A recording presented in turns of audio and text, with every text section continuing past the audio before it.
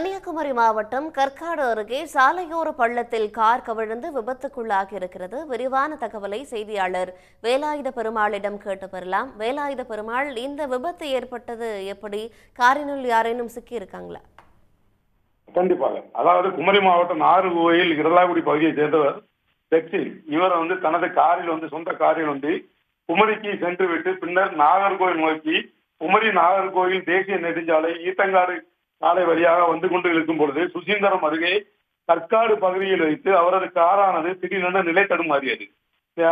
காரின் பின்புறம் உள்ள ஆக்சில் உடைந்ததன் காரணமாக நிலை தடுமாறியதாக கூறப்படுகிறது. இதனால் காரானது சாலையோரத்தில் உள்ள மிகப்பெரிய பள்ளத்தில் தலைகீழாக கவிழ்ந்து விழுந்தது. இந்த விபத்தை பார்த்த அக்கம் பக்கத்தினர் உடனடியாக சென்று காரின் உள்ளே சிக்கியிருந்த காரின் உரிமையாளரை பாதுகாப்பாக மீட்டார்கள். இருந்த போதிலும் அவருக்கு பல இடங்களில் காயங்கள் ஏற்பட்டது. உடனடியாக அவசர ஊர்தி மூலமாக அவரை மருத்துவமனைக்கு அனுப்பி வைத்தார்கள். மேலும் பள்ளத்தில் கவிழ்ந்துள்ள காரை மீட்கும் பணியில் சுசீந்திரம் போலீசாருக்கு தகவல் கொடுத்து மீட்கும் பணியில் ஈடுபட்டு வருகிறார்கள்.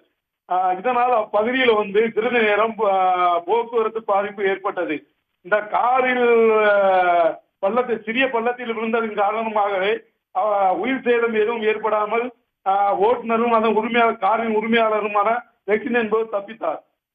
இந்த விபத்து குறித்து சுசீந்திரம் போலீசார் விரிவான விசாரணை செய்து வருகிறார்கள். இந்த விபத்தானது அப்பகுதியில் பெரும் பரபரப்பை ஏற்படுத்தியுள்ளது.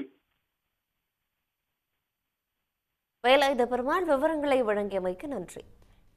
உடனுக்குடன் செய்திகளை தெரிந்து கொள்ள சன் நியூஸ் பெல் ஐகானை கிளிக் பண்ணுங்க.